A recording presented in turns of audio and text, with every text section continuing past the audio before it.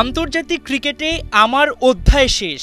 ফেসবুকে হঠাৎ করেই এমন পোস্টে তামিম জানিয়ে দিলেন বাংলাদেশের হয়ে আর কখনো তিনি খেলবেন না। দেশের ক্রিকেটে তামিমকে নিয়ে আলোচনা অনেক দিন ধরেই। ঠিক করে বললে 2023 সালের জুলাই মাস থেকে যা বেশ উত্তাপ ছড়িয়েছে। হুট করে ইন্টারন্যাশনাল ক্রিকেটকে না বলে দিয়েছিলেন দেশসেরা ওপেনার।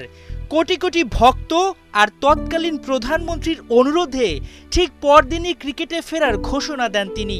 এরপর সেপ্টেম্বরে নিউজিল্যান্ডের বিপক্ষে ওয়ানডে সিরিজ খেললেও আর কখনো তাকে দেখা যায়নি আন্তর্জাতিক ক্রিকেটে। 2023 ওয়ানডে বিশ্বকাপে খেলেননি নানা জটিলতায়। এরপর আলোচনা উঠে 2025 সালে চ্যাম্পিয়ন্স ট্রফি তিনি খেলবেন কিনা। এই নিয়ে তামিমের সাথে বেশ কয়েকবার বসে বিসিবি, কারণ চ্যাম্পিয়ন্স ট্রফিতে স্কোয়াড পাঠানোর তারিখ যে নাকের ডগায়।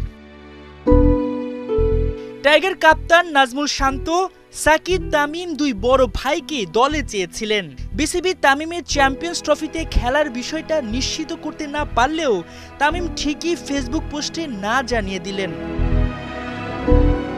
তিনি তার ফেসবুক পেজে জানান, অনেক দিন ধরেই অবসর নিয়ে ভাবছিলেন।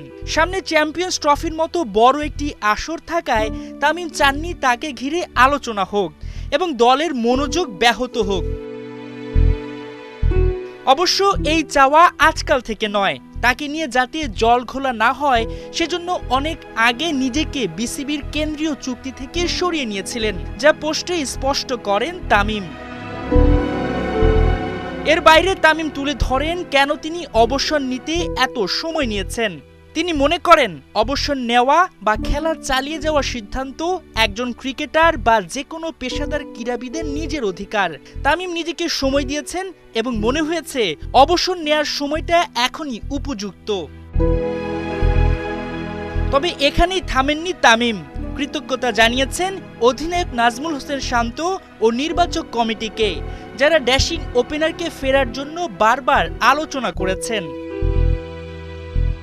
মাহমুদুল হাসান সজীব, একাত্তর।